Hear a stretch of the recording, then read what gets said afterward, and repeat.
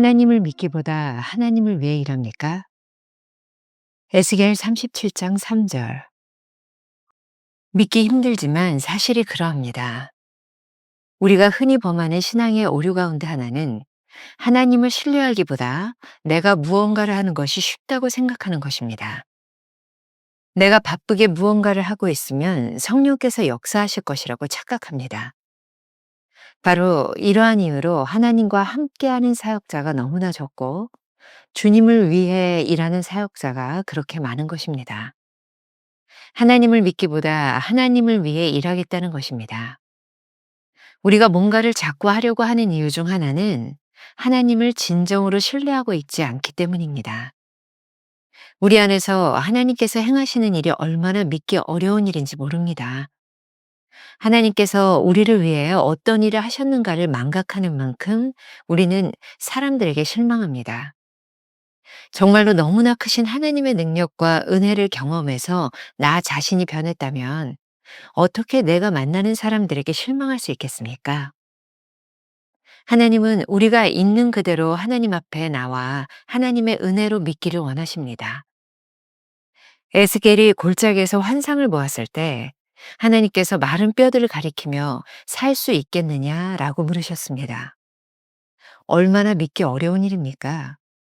그런데 믿을 수 없는 일을 행하시는 주님을 믿을 때 우리는 쉽게 실망하지 않고 하나님이 하시는 일을 기대하게 될 것입니다.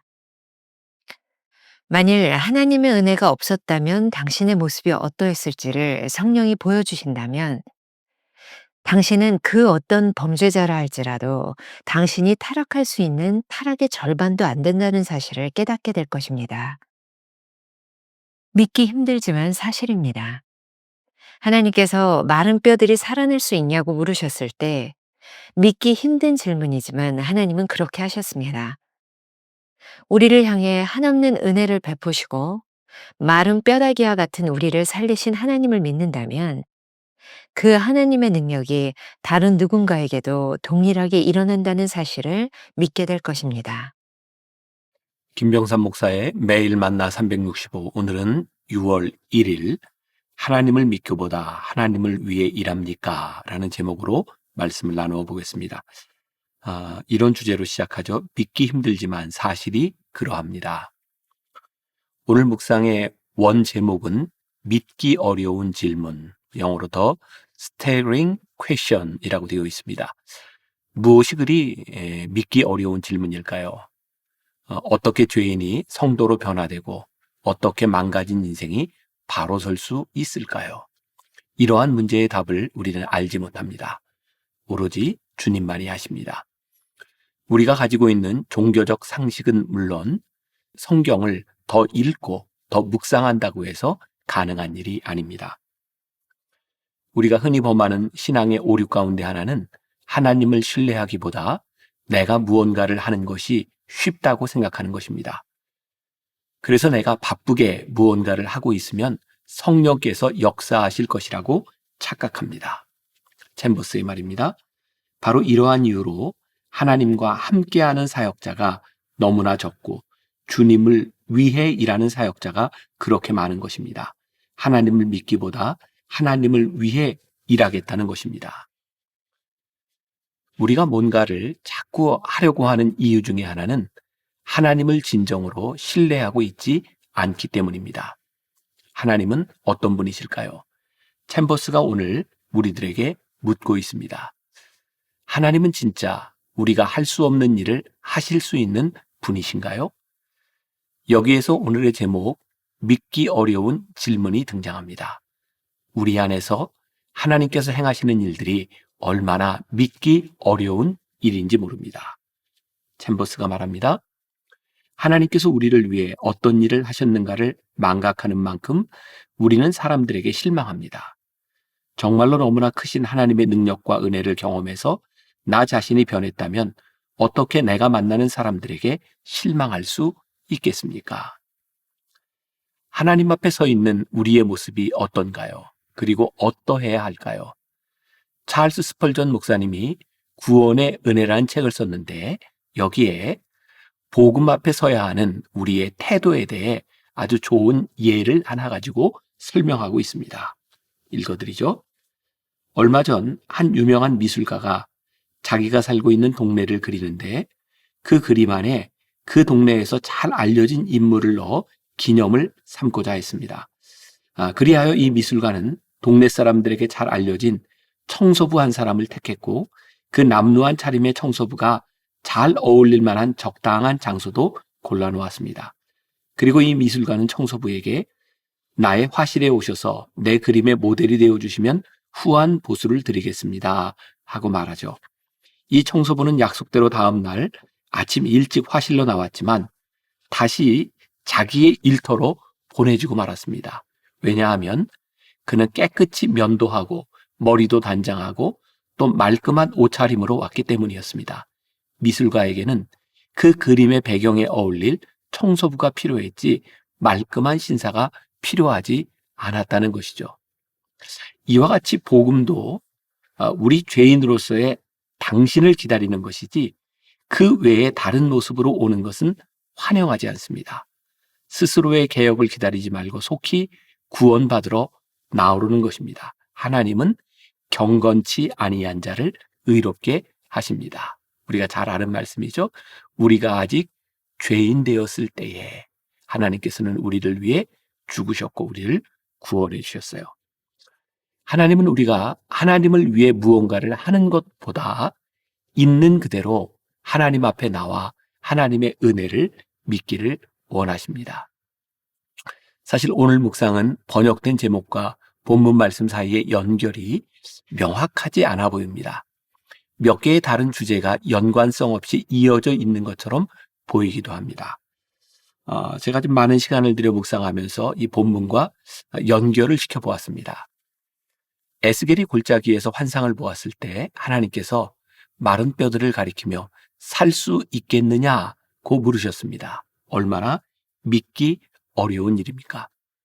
그런데 이 믿기 어려운 일이 나와 다른 누군가에게 일어날 수 있음을 믿을 때 우리는 타인을 향한 시각을 바꿀 수 있습니다.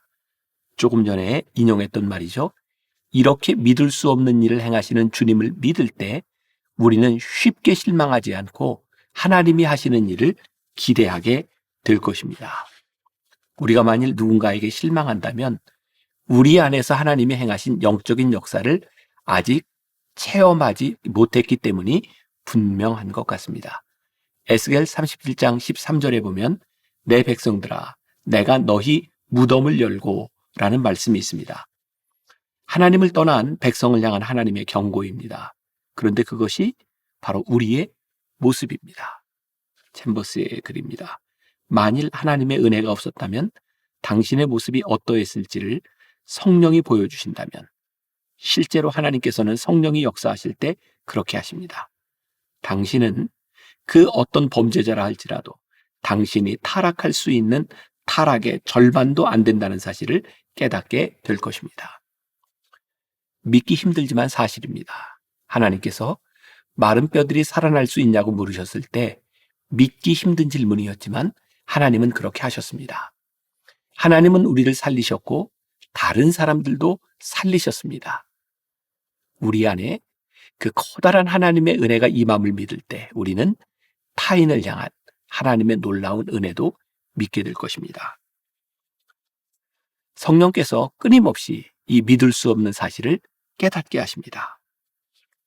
챔버스의 글입니다. 자신의 무덤이 하나님에 의해 열리면 우리는 우리 안에 선한 것이 없음을 압니다. 라고 고백하게 됩니다. 성령은 하나님의 은혜가 없을 때 사람의 속성이 얼마나 악한지를 끊임없이 계시하십니다. 하나님을 위해 일하는 열심보다 하나님이 어떤 분이신지를 믿는 믿음이 더 중요합니다. 우리의 열심이 누군가를 향한 비난의 화살이 될 때도 있습니다. 우리의 열심을 따라오지 못하는 사람들을 참아내는 것도 참 쉽지 않기 때문입니다. 그러나 우리를 향해 한없는 은혜를 베푸시고 마른 뼈다귀와 같은 우리를 살리신 하나님을 믿는다면 그 하나님의 능력이 다른 누군가에게도 동일하게 일어난다는 사실을 믿게 될 것입니다. 오늘 우리가 기억해야 될 한 줄 노트. 우리에게 베풀어 주신 하나님의 은혜를 믿는다면 타인을 향해 쉽게 실망하지 않을 것입니다. 오늘 하루 이런 질문을 가지고 살아봅시다. 지금 당신을 실망시키는 사람은 누구인가요? 그 사람이 과연 하나님 앞에서도 당신보다 못한 사람일까요? 기도하겠습니다. 하나님께서 오늘 묵상을 통해 우리들에게 참 믿기 힘든 질문을 던지셨습니다. 에스겔 골짜기에서 에스겔에게 보여주셨던 환상처럼 이 마른 뼈들이 살겠느냐? 그런데 하나님께서는 그 뼈들을 살리셨습니다. 오늘 우리를 살리셨습니다. 그 놀라운 은혜는 우리에게만 임하는 것이 아니라 누군가에게도 동일하게 임할 수 있는 은혜입니다.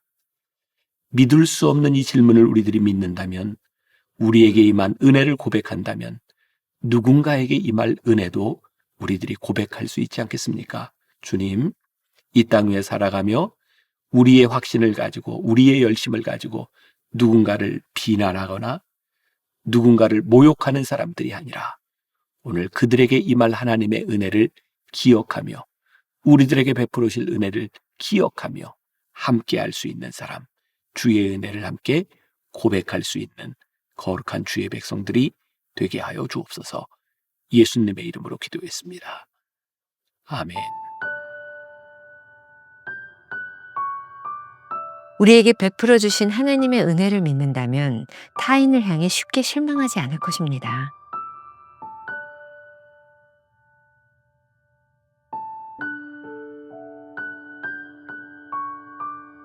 지금 당신을 실망시키는 사람은 누구입니까? 그 사람이 과연 하나님 앞에서도 당신보다 못한 사람일까요?